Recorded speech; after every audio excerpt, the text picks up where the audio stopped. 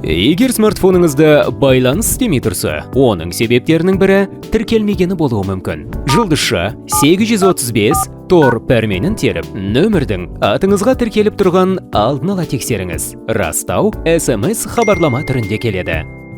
Сонымен қатар құрылғының тіркеуін imei.rfs.gov.kz сайтынан тексере аласыз.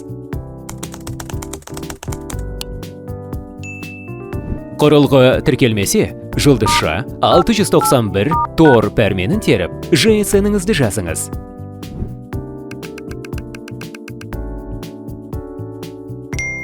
Келген SMS хабарлама сәтті тіркелгенін хабарлайды. Егер сіз Қазақстан Республикасының азаматы болмасаңыз, жұлдызша 693 Тор пәрменін теріп, шетелдік төлқұжатыңыздың нөмірін жазуыңыз керек. Тіркеу сәтті өткен соң, құрылғыны өшіріп қайта қосыңыз, немесе 10 секундқа авиарежимді қосып өшіруді ұсынамыз. Осылайша интернет дұрыс жұмыс істейді. Құрылғыңызды сатып, немесе жақыныңызға беріп жатырсыз ба? Ондай жағдайда құрылғыны тіркеуден шығару керек. Жұлдызша 6914 Тор пәрменін теріп, тіркеуден шығаруды таңдаңыз. Содан соң GSM-іңізді жазыңыз.